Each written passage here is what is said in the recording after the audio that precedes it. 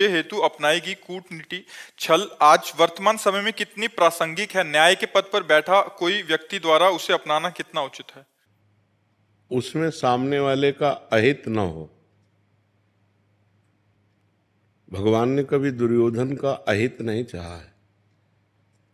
उनके हित के लिए स्वयं संधि दूत बन करके भी गए हैं। भगवान ने कभी किसी का अहित नहीं, अमंगल नहीं चाहा है।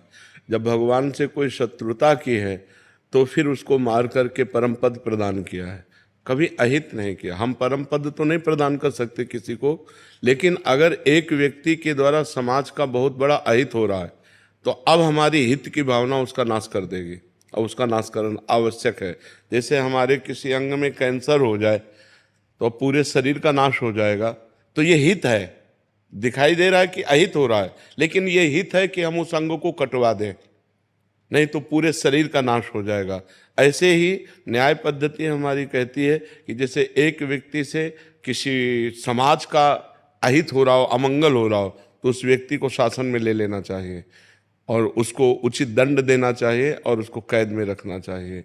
ऐसे ही एक गांव से अगर पूरे हमारे राष्ट्र को परेशानी हो रही तो उस गांव को शासन में ले लेना चाहिए। वो हित ही है, वो अहित नहीं है। तो जो हमारे यहाँ नीतियाँ चलाई गई हैं, जैसे विदुर नीति है, विदुर जी ने कई नीतियों की व्याख्या की महाभारत में कि हमको शत्रु दल को किस तरह से पराजित करना है। अपने यहाँ प्रयोग भी किया जाता है, अपने राष्ट्र में प्रयोग भी किया जाता है, उन हमारी ऐतिहासिक नीतियों का प्रयोग भी किया जाता है। तो अहित नहीं, हमारा जो भारत देश है वो कभी किसी का अहित नहीं सोचा।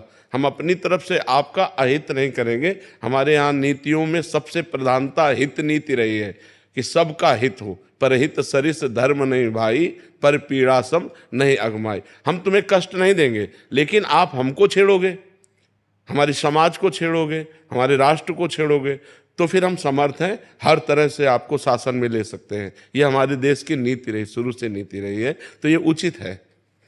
छल भी उचित है, छल भी उचित है, क्योंकि अगर हमें शत्रु बलवान है और उसको पराजित करना है तो हमको छल का प्रयोग करना होगा। भगवान ने स्वयं किया, जैसे अश्वत्थामा मरो, क्योंकि गुरु द्रोणाचार्य जी को परास्त करना संभव। अर्जुन सामने वही खड़े जिनको प्रत्यंचा चढ़ाना सिखाया स्वयं द्रोणाचार्य जी ने। द्रोणाचार्य जी समस्त शास्त्र वेदता, चाहे वो धनुर्वेद हो चाहे जो भी वेद हो, उसके परम ज्ञाता हैं। अब उनको सामने से नहीं मारा जा सकता, तो क्या किया? छल नीति का प्रयोग कर दिया।